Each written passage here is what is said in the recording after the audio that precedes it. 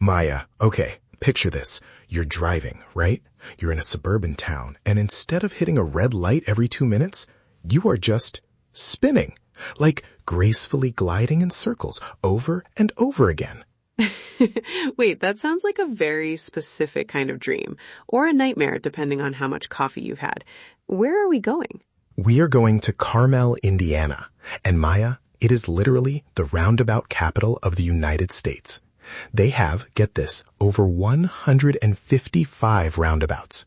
It's like the town was designed by someone who just really, really hated stopping. 155 in one city? How do people even navigate that? Don't you just get dizzy? Honestly, it's like a giant paved pinball machine, but, safe. It's all about flow. They've built almost all of them since the late 90s.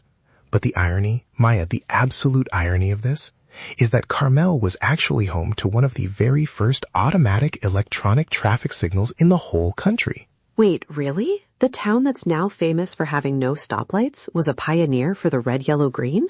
Yes, back in 1924. This guy Leslie Haynes invented it. It's sitting in an old train station on the Monon Trail now.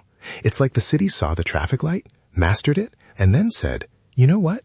We can do better. Let's just turn everything into a circle. That is such a Leo fact. I love it. It's like they went through a whole stoplight phase and then totally reinvented themselves. Exactly. And the history is just as wild. It wasn't even called Carmel at first. Back in 1837, the settlers, mostly Quakers actually, named it Bethlehem. Bethlehem, Indiana. That has a nice ring to it. Why the change? Well, it's the classic too many Bethlehems problem. They went to set up a post office in 1846 and the state was like, sorry guys, name's taken. So they pulled from the Bible again and landed on Carmel. It didn't even officially become a city until 1976. Before that, it was just a tiny town. I'm talking like, in 1950, there were barely 1,000 people there. Wow, so it's had a massive growth spurt. Oh, a total explosion. It went from 1,000 people to nearly 100,000 today. It's like a teenager who grew 6 inches over summer break. In the 50s and 60s, people called it a bedroom community for Indianapolis, but then the 465 interstate went in and boom, it became its own world. It sounds like it's become quite the destination, though. I've seen pictures of that big theater, the Palladium. It looks like something you'd see in Europe, not necessarily in the middle of a suburban township. Right? It's gorgeous. They have this whole arts and design district and a massive focus on walkability. It's funny, for a place with so many roundabouts for cars, they are obsessed with people being able to walk. There are trails and green spaces everywhere. It's very human-centric.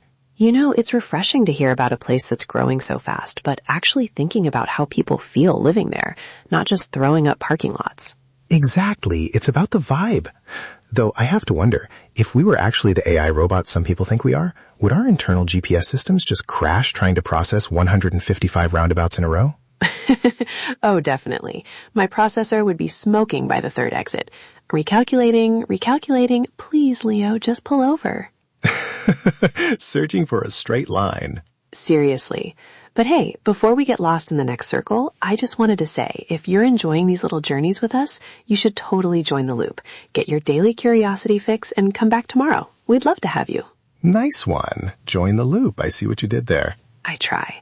So what happened to the farms? You said it was all Quakers and farmers at the start. Yeah, that's the bittersweet part of growth, right? The very last working farm inside the city limits actually closed in 1993. It's all suburban districts now, but they've kept a lot of the history alive, like the John Kinzer House and the old Monon Depot. Those are on the National Register of Historic Places.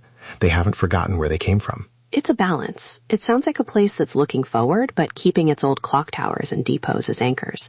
I think I'd actually like to see that old 1924 traffic light. It's like visiting the ancestor of every red light I've ever sat at. It's the great-grandpa of the stop. It's definitely a pilgrimage for anyone who's ever been frustrated by a commute. Well, I'm sold. Roundabouts, history, and a lot of green space. It sounds like Carmel has really figured out its own rhythm. It really has. It's a partnership for tomorrow. That's actually their motto. Perfect. Well, I think that's our exit for today. See you again. Stay curious.